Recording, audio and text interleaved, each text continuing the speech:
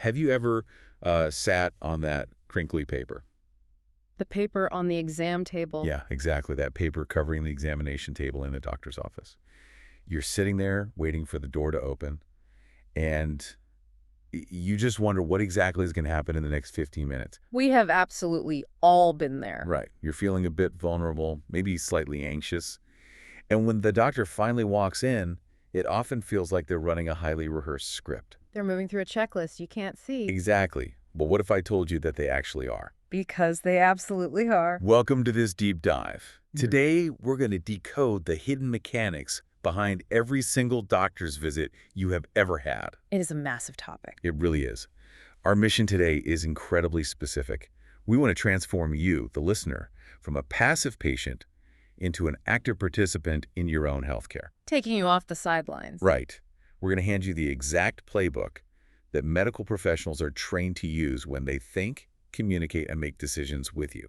And it's a playbook that is intensely deliberate, highly structured, and honestly constantly evolving. So let's talk about the source material we're using to do this. We are unpacking a dense, yet utterly fascinating academic text today. Specifically, it's Chapter 2, Skills Needed to Facilitate Clinical Reasoning. Right. And I know clinical reasoning sounds a bit dry, but this chapter is literally the foundational blueprint for how modern medical minds are built. It's how they are calibrated to talk to you. Exactly. So we're going to break down the 3 core pillars of this text. What are we looking at today? The first pillar is consultation and communication skills. The second is evidence-based practice, or EBP. And the third is shared decision-making, or SDM. These are the underlying architectural elements. They dictate not just what your doctor ultimately prescribes, but how they actually talk to you. How they evaluate the subjective experience of your symptoms. Yeah, and how they are legally and ethically bound to involve you in your own care. It's totally eye-opening. By the end of our deep dive today, you're never going to look at a standard medical checkup the same way again. You'll be equipped with the exact acronyms and cognitive frameworks they use. The tactical tools that your doctors are actively deploying right there in the room with you. You'll know exactly what they're trying to achieve when they ask seemingly offhand questions. And more importantly, you'll know exactly what questions you should be asking them in return. So let's start by looking at the evolution of the medical consultation itself. Because the way doctors talk to us hasn't always been this structured, has it? Not even close. I want you to picture a stereotypical mid-20th century doctor's visit. You walk in, the doctor barely makes eye contact. They just poke and prod you. Right. They pronounce a diagnosis from on high, hand you a slip of paper, and basically usher you out the door. What you're describing is perfectly captured in our source text. They call it the traditional biomedical model. The biomedical model. Okay, Yeah. What does that actually mean in practice? When we look at the historical context laid out in the text, this traditional approach concentrates almost exclusively on the diagnosis of a physical ailment. It is entirely clinician-centered. So it's all about the doctor, not the patient. Exactly. The text explicitly notes that this model is simply not concerned with what a patient thinks. Wow. Yeah, nor does it factor in the effects of the illness on the patient's broader life. It views the human body somewhat like a closed biological loop that has experienced a mechanical failure. It's like taking your car to a mechanic. But the car has feelings and a lifestyle that the mechanic is just completely ignoring. That is a great analogy. Now, to be entirely fair to medical history, the text also points out that this approach is still utilized today. Really? Where? It's sometimes absolutely necessary when a patient is first admitted to a hospital with an acute, critical issue. Okay, that makes sense. Like the emergency room. Right. If you're brought into the trauma bay with severe injuries from a car accident, you don't want a philosophical discussion about your health beliefs. Sure, definitely not. You want a lightning-fast, clinician-centered diagnosis and immediate life-saving intervention. Right. In a crisis, just fix the hardware. Just stop the bleeding. Exactly. But for everyday care, for chronic issues, or for that, that weird lingering fatigue you just can't quite shake, that purely biomechanical model falls apart completely. It fails because it lacks context. It's the difference between treating a localized hardware failure versus troubleshooting a complex interdependent system. Where the user's environment matters. Exactly. Their stress levels, their daily habits. Those things dictate the success of any patch the doctor tries to apply. You can't just treat the symptom and ignore the life the patient is living. And that's exactly why the medical field had to undergo a massive paradigm shift. Because unstructured, purely biological consultations were actually leading to less safe practice, right? Yes. Doctors were failing to recognize the real underlying issues patients were bringing up. Which ultimately led to unclear management plans and poor adherence to treatments. If you don't listen to me, I'm not going to take the pills you prescribe. Precisely. The medical community realized they had a structural problem on their hands. So how did they fix it? Well, the text outlines a fascinating historical progression to correct this deficiency.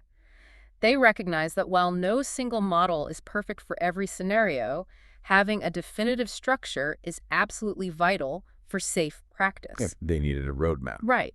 They began developing patient-centered, task-oriented models to replace the old biomedical approach.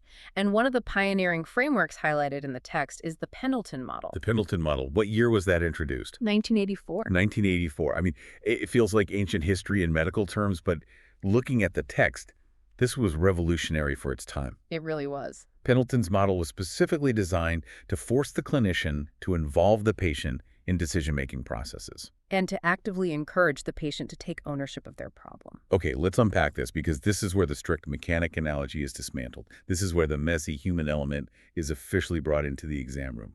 Let's do it. The text breaks down Pendleton's approach into 7 distinct tasks. 7 tasks. Yeah. Okay, what's task 1? It isn't just find the disease, is it? No. Task 1 is to establish the patient's reason for attendance. The doctor has to consider the nature and history of the problem, sure, but also the patient's health beliefs. Health beliefs. Yes, and the consequences of the problem on their life. That addition of health beliefs is a massive leap forward.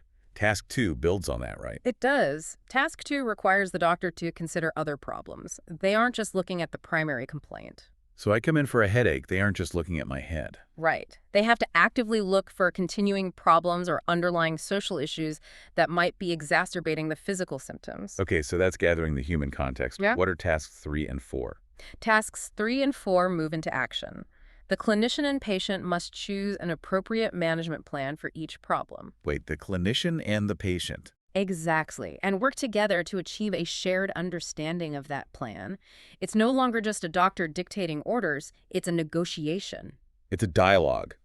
But wait, task 5 is the one that really stands out to me in the source material. Oh, absolutely. Task 5 is to involve the patient in the management plan and encourage them to adopt an appropriate degree of responsibility. That was a huge shift. Was the medical establishment in the mid-'80s actually ready to surrender that kind of authority? I mean, that asks the doctor to step down from the pedestal and tell the patient, hey, I can't fix this unless you do your part. It was a significant adjustment, and it certainly met with friction. Medicine had been highly paternalistic for centuries. Doctor knows best. Precisely. But the data was becoming clear. Patients who don't take responsibility for their management plans simply don't adhere to it. The Pendleton model formalized this realization. So they had to adapt. Yes. And following that, Task 6 requires the doctor to use time and resources efficiently, both in the consultation itself and in the long term. And the final one. Task 7 is to establish and maintain a lasting relationship with the patient that helps to achieve all the other tasks. It sounds incredibly thorough. But the text note's a pretty big downside to this, doesn't it? It does. While this model successfully involved the patient, working through all 7 tasks can be incredibly time-consuming. Right. You can't do all 7 tasks for a stub toe. Exactly. It makes it less useful for very acute, simple problems.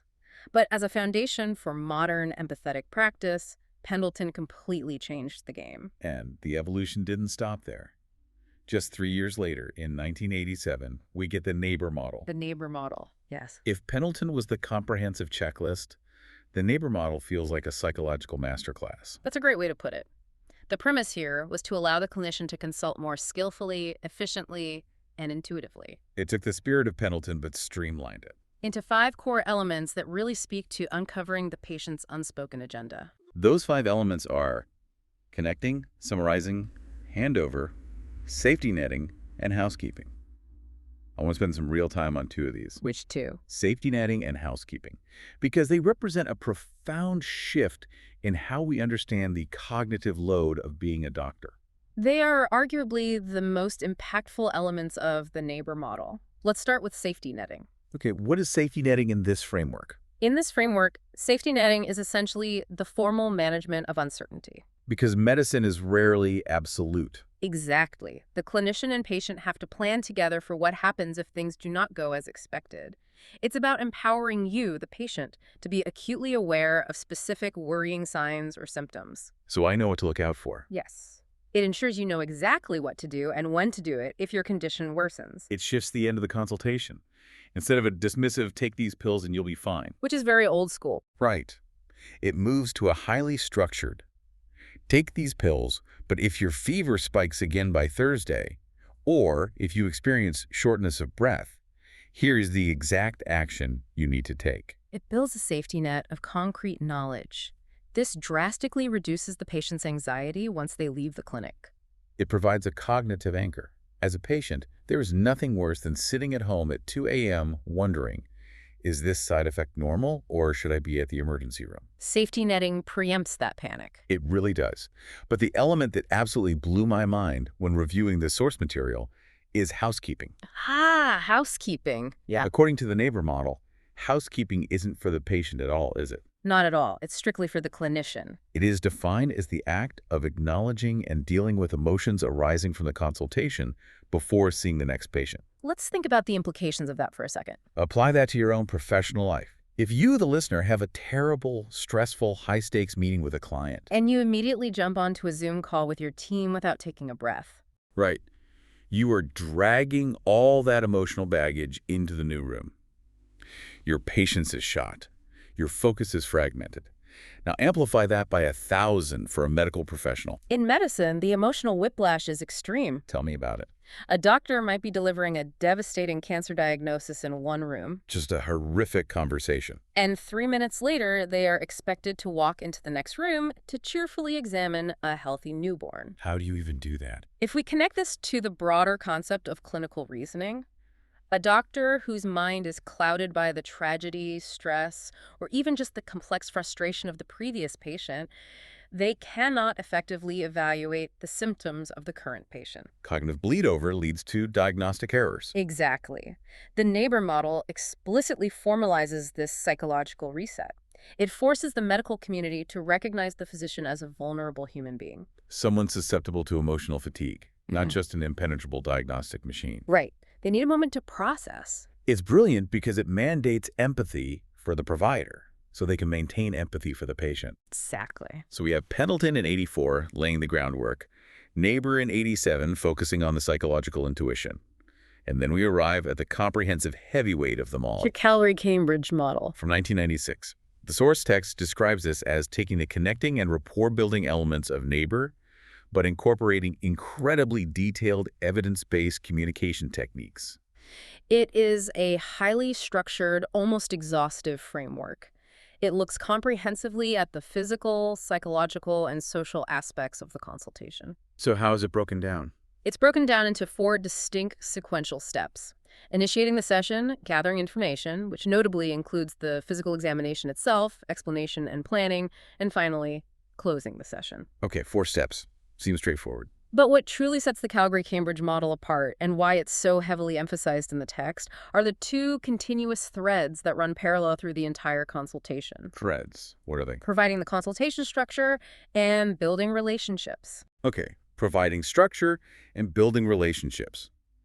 I have to push back a little here, though, because the checklist for this model is wild. It is very detailed. It grades doctors on highly specific micro techniques. For example, under explanation and planning, there is a technique called chunks and checks. Chunks and checks, a very popular technique. Doctors are trained to give information in assimilable chunks, basically bite-sized pieces, and then actively check for your understanding. Right. They aren't supposed to monologue at you for 10 minutes. They give you a piece of the puzzle, ask if it makes sense, and then move on. Another technique under the structure thread is signposting. Signposting, meaning what? This means making the organization of the appointment overt. The doctor should be using verbal transitional statements. Like, okay, we've talked extensively about your symptoms, now let's move on to the physical exam so I can check your breathing. Exactly. It stops the patient from feeling lost or ambushed in the conversation. I see. It manages the flow. Those are critical tools for managing the patient's cognitive load. Medical jargon and stressful environments make it incredibly difficult for patients to retain information. Chunks and checks ensure comprehension isn't lost in the panic of the moment. I completely agree with the theory. It's fantastic. But let's talk about the reality of modern medicine. Okay. How on earth does a general practitioner actually execute the Calgary-Cambridge model, doing chunks and checks, signposting, exploring social issues, and building deep relationships when they have exactly 10 minutes before their clinical manager or the health system starts breathing down their neck? It's a huge problem. It feels like an ideal framework squeezed into an unyielding administrative reality. That is the fundamental underlying tension in modern primary care, and the text implicitly acknowledges the difficulty of balancing these demands. So what's the argument for still doing it? The argument from a clinical reasoning perspective is that failing to use these techniques actually wastes more time in the long run. How so? If a doctor monologues without checking for understanding, the patient leaves confused, doesn't follow the treatment plan, and returns a week later sicker and requiring a longer appointment. Oh, I see. Pay now or pay later. Exactly. The Calgary-Cambridge model is essentially a masterclass in human interaction mapped onto a clinical environment. Under the building the relationship thread, the text explicitly lists dealing sensitively with embarrassing and disturbing topics. Sharing your thought process with the patient. Yes, and explaining the rationale behind why certain questions are being asked. It's widely taught in healthcare programs today because, despite the time pressure, it leaves very little to chance when it comes to effective communication. It forces the doctor to show their work, mathematically speaking. Exactly. Okay, so that is the gold standard for sitting in the room with your doctor. But the landscape of medicine has fundamentally changed recently, which forces us to pivot our discussion. A very recent, very drastic shift. Let's talk about the screen between us. Remote consultations. The text acknowledges that consulting by telephone has been common practice for years, mostly for simple follow-ups. Right.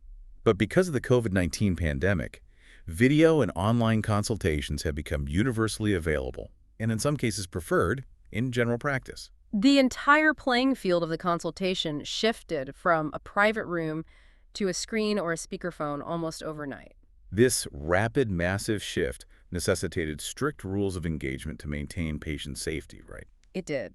The General Medical Council provided 10 core principles for remote prescribing. Additionally, the Royal College of General Practitioners, the RCGP, rapidly provided learning materials and established total triage models. Okay, so according to the text, when are remote consultations actually deemed clinically appropriate? What are the rules of the game? There are 4 specific criteria that must be met. First, the clinical need or treatment is straightforward. Makes sense. Second, there is absolutely no need for a physical examination. Also makes sense. Third, the patient has the required capacity to make decisions about their treatment. And fourth, safe systems are in place to securely handle prescribing. Okay. The criteria make logical sense. Yeah. The issue is straightforward, no physical touch is required, the patient is lucid, and the digital paperwork is secure. Right. But let's critically evaluate this against everything we just discussed with the Calgary-Cambridge and Neighbour models. How much of our communication, especially in high-stress situations like discussing our health, relies on body language? Oh, a massive amount. I would argue the vast majority of it. You're absolutely right. And the text raises a highly critical critique of remote consultations regarding exactly this vulnerability. Because you can't see the patient properly. Both the Calgary-Cambridge and Neighbour models were developed explicitly for face-to-face interactions. The lack of physical in-room contact means it is extremely hard to detect many of the vital cues described in those models. Like what kind of cues? Visual cues, microexpressions of pain, a nervous twitch, a look of utter confusion. These are obviously completely absent in a telephone call. And even on a video screen, they can be remarkably hard to pick up. Because of framing, poor lighting, or low resolution. Or a laggy connection. But it goes beyond just seeing someone's face, too. How so? The text points out that the intonation of a voice, the subtle shifts in pitch, can be distorted or flattened out by audio compression algorithms remotely. That's a very good point. Nonverbal behaviors, like how a patient shifts their weight when a certain topic is brought up, are totally lost. And think about silence. Silence is huge. Silence is a wildly powerful tool in a face-to-face conversation. In a room, a doctor can see if you are silent because you are deeply processing information, or because you're holding back a massive underlying concern, or because you are quite literally about to cry. But on a phone call... On a phone call, a 5-second silence just sounds like the call dropped. Right. Hello? Are you still there? Exactly. It creates this awkward, stilted hesitation, that kills the flow of communication. This loss of bandwidth raises a serious question about the effectiveness of the initial stages of the consultation. The connection phase. Yes. If these visual and auditory cues are missed, the connecting and rapport-building stages of the neighbor model are severely threatened. And remember, these models are sequential. Exactly. The text highlights a terrifying domino effect.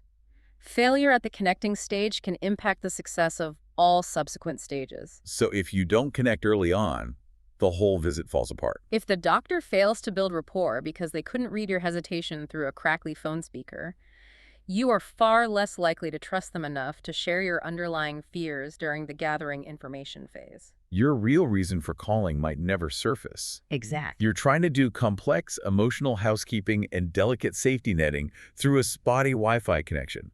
It's a massive challenge. Despite this massive handicap, the text notes that several sources, including the RCGP, still encourage the use of the neighbor model for remote care.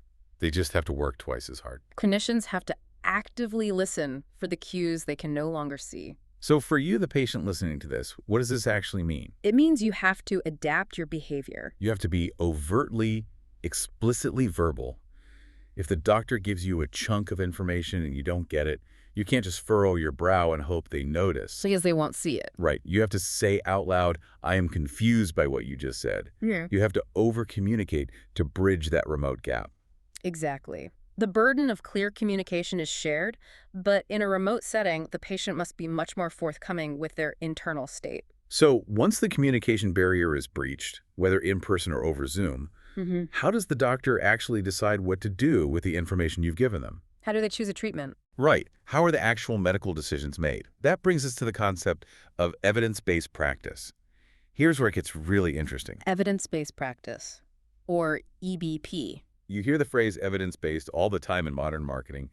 It's a massive buzzword used to sell everything from evidence-based skincare to evidence-based corporate synergy. It's everywhere. But in the realm of medicine, the definition is incredibly rigid, specific, and legally binding. The text grounds this critical concept in the foundational work of David Sackett and his colleagues from 1996. What's the Sackett definition? They defined evidence-based practice as the conscientious, explicit, and judicious use of current best evidence in making decisions about the care of individual patients. Okay, conscientious, explicit, and judicious. We need to carefully unpack those specific words. Let's do it. Conscientious and explicit mean that a doctor has a professional duty to actively seek out and keep up to date with the current, rigorously tested evidence for the efficacy and safety of medications and treatments. They cannot simply post on what they memorized in medical school 20 years ago. The landscape of medical knowledge shifts daily. And judicious. Judicious means showing exceptional judgment in how that external evidence is actually applied to the human being sitting in front of them. I want to focus on that word judicious because I think it addresses a massive misconception about EBP. What misconception? A lot of critics, according to the text, have accused evidence-based practice of stripping the art out of medicine. Yes. The cookbook medicine fear. Right. They think it forces all doctors to act like rigid algorithms, basically practicing cookbook medicine, where every patient who presents with symptom A automatically gets treatment B. Completely regardless of their individual context. Exactly. That is a very common fear. But the text explicitly debunks this myth. EBP is not blind obedience to data. What is it then? It strictly requires the integration of external clinical evidence from systematic research with individual clinical expertise. You cannot have one without the other. Let me play devil's advocate here. Go for it. Why couldn't a doctor just rely on their own clinical expertise? If you have a physician who has been treating autoimmune diseases for 30 years, haven't they seen enough to know what works and what doesn't? It seems like they would. Why do they need to integrate external data if their own eyes tell them a treatment is successful? It's a very fair question, but the text warns emphatically that clinicians should never make decisions based on their clinical experience alone. Why not? Because human experience, no matter how vast, is inherently, inescapably biased. Human memory is flawed. Okay, give me an example.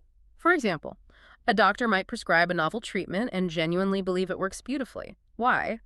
Because the patients who feel better are the ones who return for follow-up appointments to say thank you. However, the patients who found the treatment completely useless or suffered terrible side effects might simply vow never to use that doctor again. They just ghost the clinic. Exactly. They quietly transfer to a different clinic. The original doctor never sees those failures. They are left with a highly biased, artificially inflated impression of their own success rate. That makes total sense. If you only rely on your own localized experience, you are essentially operating in a professional echo chamber. You don't know what you don't know. Precisely. But on the flip side, you can't just rely purely on clinical trials either, right? No, you can't. Because the aggregated data from a multinational trial might not be applicable to the unique, complex, messy human sitting in the exam room. That's where the judicious part comes in. Like a trial for a new heart medication might specifically exclude people with severe diabetes to keep the data clean. But the patient sitting in front of the doctor has severe diabetes. Right. The doctor has to use their clinical expertise to weigh if that pristine external evidence still applies to this specific complicated reality. It's a constant tightrope walk. To safely navigate this tightrope, the global medical community relies on a strict hierarchy of evidence. A hierarchy of evidence, so not all data is treated the same. Not at all. Not all scientific evidence is created equal, and doctors are trained to know the difference. The text outlines this grading system, which is fundamentally based on the level of potential bias in the study's design. So lower bias means a higher rank on the hierarchy. Exactly. Studies with the lowest potential for human bias are given the highest ranking. At the very pinnacle of this hierarchy, the undisputed gold standard, are systematic reviews of randomized controlled trials. Systematic reviews, what are those exactly? These are essentially massive, rigorous studies of other studies. They aggregate vast amounts of data across multiple trials to find the absolute, statistically undeniable truth, filtering out the anomalies. Okay, so massive aggregated data is at the top. What's just below that? Just one step below are the individual randomized controlled trials, or RCTs themselves. Okay, then you step down to observational studies, which include cohort and case control studies. Correct. Below that are smaller case series and individual case studies. Yeah. But here is the highly surprising fact for you, the listener. If we look at the very bottom of this hierarchy, the text explicitly notes something fascinating. It's quite the paradigm shift. It says, "It is important to note that expert opinion is no longer considered a reliable source of evidence." That's right. Think about the weight of that statement. The gut instinct, the standalone opinion of the smartest, oldest, most experienced chief of medicine in the hospital, on its own, is officially categorized as the least reliable form of evidence in modern medical practice. It is a profoundly humbling reality for the medical profession, but it is an absolute necessity for protecting patient safety. The era of the infallible doctor knows best is over. So to ensure doctors have access to the highest quality, least biased data, the studies themselves need to be relentlessly robust. And subject to intense external scrutiny. The text mentions specific assessment tools like PRISMA. PRISMA, what does that stand for? It stands for Preferred Reporting Items for Systematic Reviews and Meta-Analyses. Okay, that's a mouthful. It is. While we don't need to get bogged down in the acronym, what PRISMA does is provide a strict checklist to assess the actual quality and transparency of how evidence is reported. It stops researchers from hiding bad data. Exactly. The text also highlights portals like the Cochrane Library. I've heard of the Cochrane Library. It's an incredible global database that allows clinicians to easily find trusted, high-ranking, systematic reviews that have already been vetted. The text is clear. Clinical decisions should ideally always be based on systematic reviews, followed closely by RCTs. So we have these doctors pulling this pristine, high-level data from Cochrane libraries and running it through PRISMA frameworks. They have the mathematical truth. They have the numbers. But there's a massive gap between a data pool of 10,000 anonymous people and the specific person sitting on the crinkly paper in the exam room. How does the doctor know if that data actually matters to your specific life? This is where interpreting the data becomes an art form. Because just because a massive study shows a result doesn't mean it's a result you actually care about. The text draws a vital, life-altering distinction here between two terms: Statistical significance and clinical significance. This is perhaps the most crucial cognitive leap a doctor must make. It is, because being statistically significant does not automatically make the difference clinically significant in the real world. Break that down for us, why not? Statistical testing is highly dependent on mathematical formulas, specifically the variability in the outcome and the sheer size of the sample. The text explains that the larger the sample size in a study, the more precise the mathematical results usually are. Okay, so a bigger sample means more precision. Yes. This means that if you run a massive trial with 50,000 people, the statistical formula becomes so sensitive it can detect incredibly tiny, minute differences between the drug and a placebo. And it will proudly flag that tiny difference as statistically significant. But the ultimate grounding question the text poses, the exact question the doctor has to ask themselves when staring at that statistically significant data is, would the patient notice this difference? Or am I actually going to notice a difference in my patient's daily lives? Let's use an example. Let's say a pharmaceutical company invents a new blood pressure medication. They run a trial on 50,000 people and prove it lowers blood pressure by exactly 1 millimeter of mercury more than the old drug. 1 millimeter. Okay. Mathematically, across 50,000 people, that is a statistically significant, undeniably real drop. But clinically, in your body, you aren't going to feel a 1 millimeter drop. Not at all. It's not going to prevent a heart attack. It's not going to change your life in any measurable way. The math is real, but the impact is a ghost. That is perfectly stated. To help doctors understand what actually changes a patient's life, the text provides a brilliant breakdown of the outcome spectrum in Table 2.5.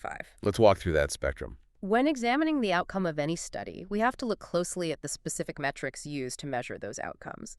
They exist on a broad spectrum ranging from surrogate outcomes to clinical outcomes, all the way to patient-relevant outcomes. Let's start with surrogate outcomes. What are they? These are generally isolated biomedical markers. They are incredibly easy to measure in a lab, they are highly objective, and scientists love them. For example? Examples from the text include forced expiratory volume in 1 second, or FEV1 for measuring asthma. FEV1, okay. For osteoporosis, it's bone mineral density measured by a scan. For a respiratory tract infection, it is the exact viral count or load in a swab. The fatal flaw with surrogate outcomes is that you, the human patient, do not feel your bone mineral density. No, you don't. You don't wake up in the morning, stretch, and say, wow, my FEV1 is looking absolutely stellar today. They were just abstract numbers on a page. The text warns that interpreting clinical changes based solely on a surrogate outcome can be incredibly difficult because the doctor has to know exactly what that change in numbers translates to in the real physical world. Right. If your bone density goes up by 2%, does that mean you can safely go skiing? The surrogate outcome can't tell you that. Exactly. That brings us to the middle ground, clinical outcomes. Clinical outcomes. These are directly related to the underlying condition, but they are much more tangible. For osteoporosis, a clinical outcome isn't a density score, it's an actual spinal fracture. That's definitely tangible. For asthma, it's the presence of an audible wheeze or the frequency of needing to use rescue medication.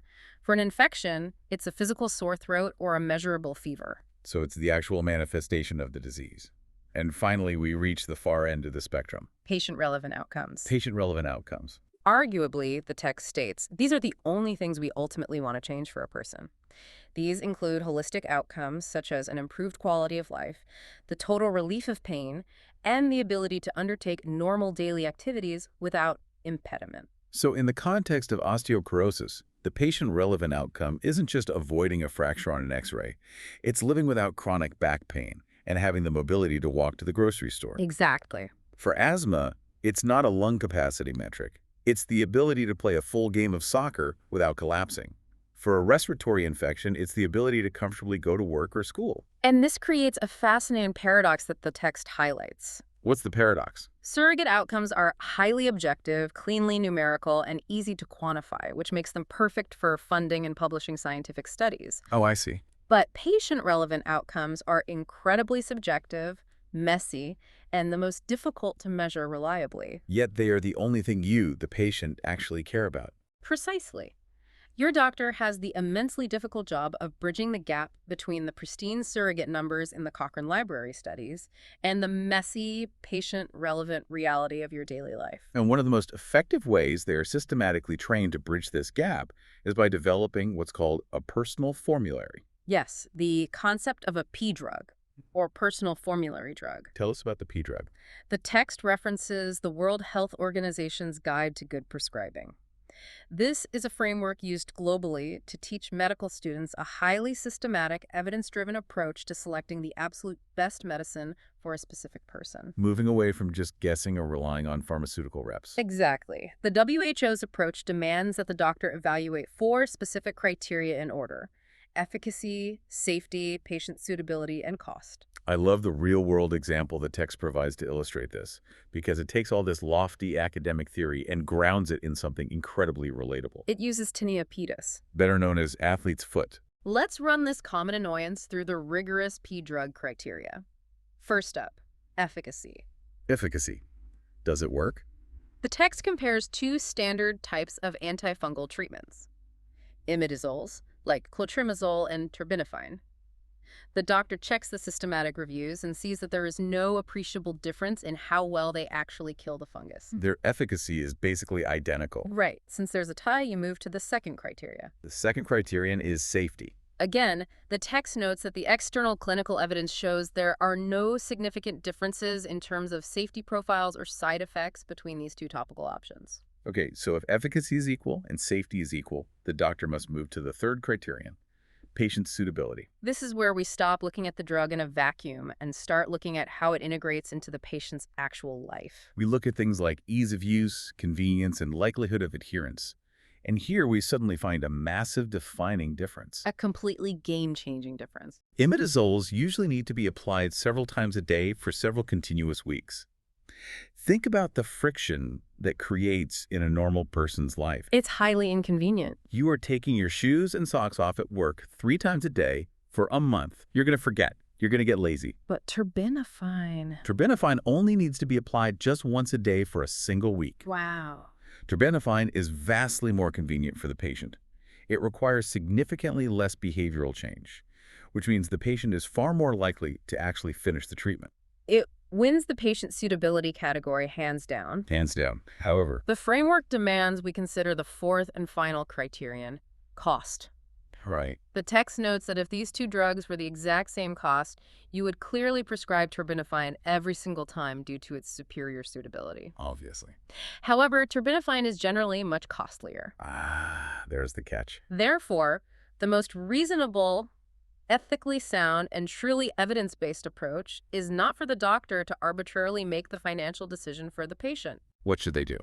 The doctor should offer both products to the patient, clearly explain the difference in the daily dosing schedule versus the difference in out-of-pocket cost, and allow the patient to evaluate their own priorities and choose which they prefer. And that perfect handoff, where the doctor lays out the data and lets the patient make the final choice based on their own life context, leads us brilliantly into the final core pillar of our deep dive. We are talking about shared decision-making. Or SDM. Hmm. The athlete's foot example just perfectly illustrated it. The doctor acts as the curator of the evidence, explains the pros and cons using plain language. But you, the patient, make the final call based on what is practically and financially suitable for your life. And here is the kicker, something that completely changes the power dynamic of the consultation room. What is it? This isn't just a nice progressive philosophy that a few enlightened doctors use. Not at all. It is a strict formal requirement. The text explicitly states that there is a massive wealth of clinical information proving that shared decision-making directly contributes to positive patient outcomes. Patients who choose their path heal better. More importantly, SDM is now deeply embedded in UK law, specifically citing the Health and Social Care Act of 2012. So it's a legal mandate? Furthermore, the National Institute for Health and Care Excellence, universally known as NICE, defines SDM not as a suggestion, but as a collaborative process that involves a person and their healthcare professional working together to reach a joint decision about care. And the data shows the public is ready for this.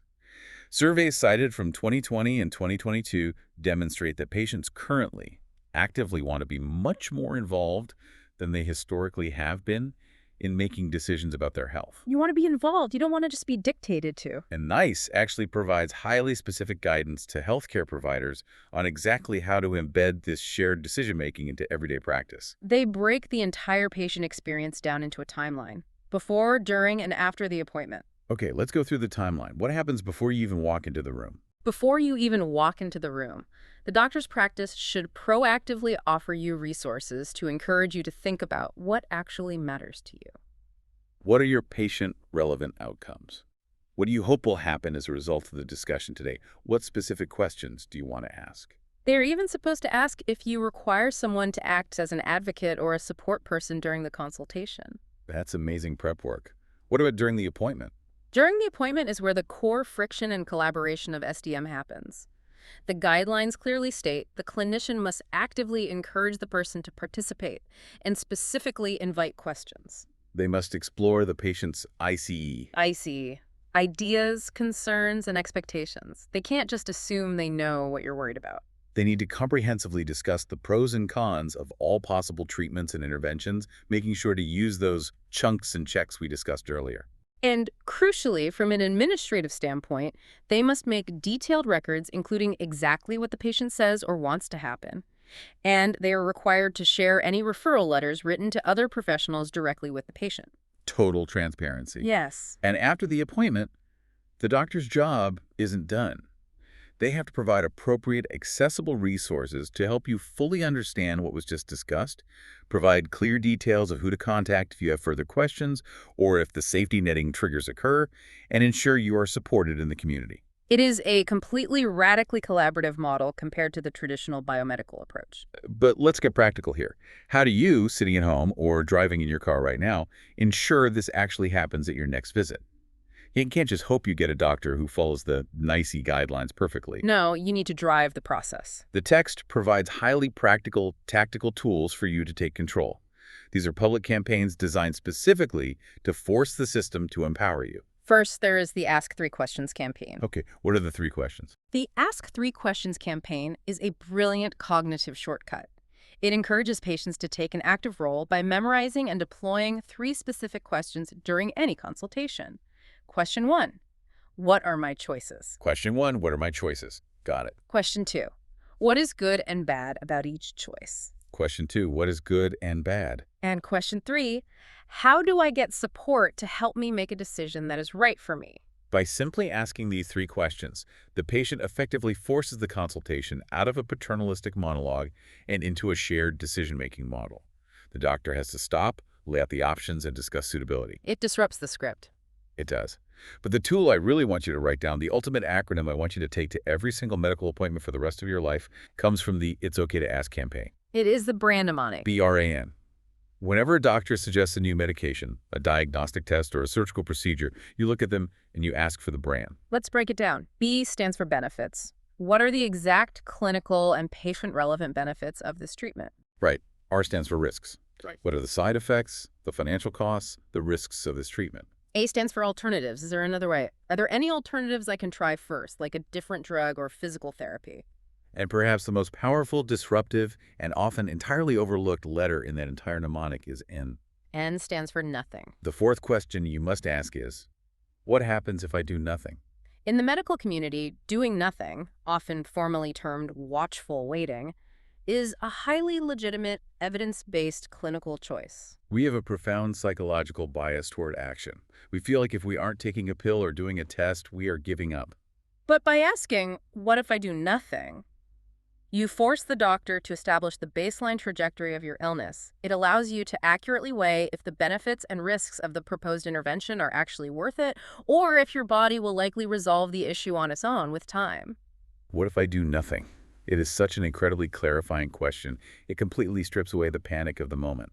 It really does. And to measure if doctors are actually doing all of this, if they're actually sharing the power, the text briefly mentions the SDMQ9. What's that? This is a 9-item survey that researchers and clinics use to look at how well the clinician actually involved the patient and explained things during the consultation. The medical community is literally grading themselves on how well they let you drive the car. They know it's the only way forward. We've covered immense conceptual ground today based on this single chapter. We really have. We started by looking at the deep philosophical evolution of the consultation itself, moving from a detached, clinician-centered biomedical model that entirely ignored the patient's lived experience into highly complex, psychologically structured frameworks like the Pendleton, Neighbour, and Calgary-Cambridge models. These models map out the delicate architecture of human interaction.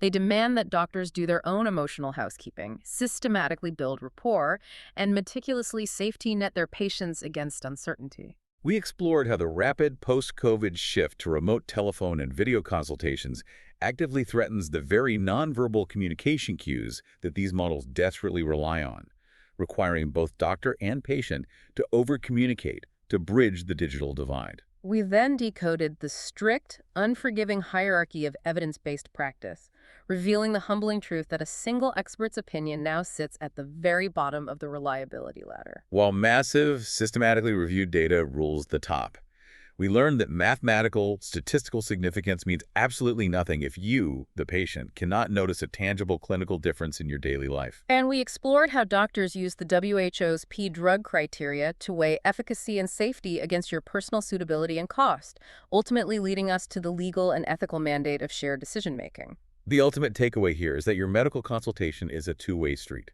It is heavily structured by invisible frameworks. It is deeply reliant on massive external evidence. But ultimately, the entire system is completely dependent on your active participation and your unique, subjective, patient-relevant outcomes. Which brings us to a final, lingering thought, a speculation based strictly on the trajectory of the source material we have examined today. Okay, let's hear it.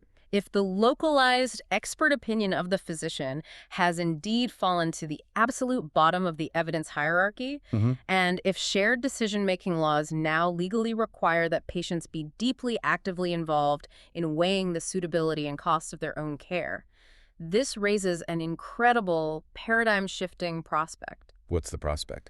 Are we rapidly approaching a near future where the patient, armed with transparent access to the exact same external clinical evidence via the internet, becomes the primary medical director in the consultation room?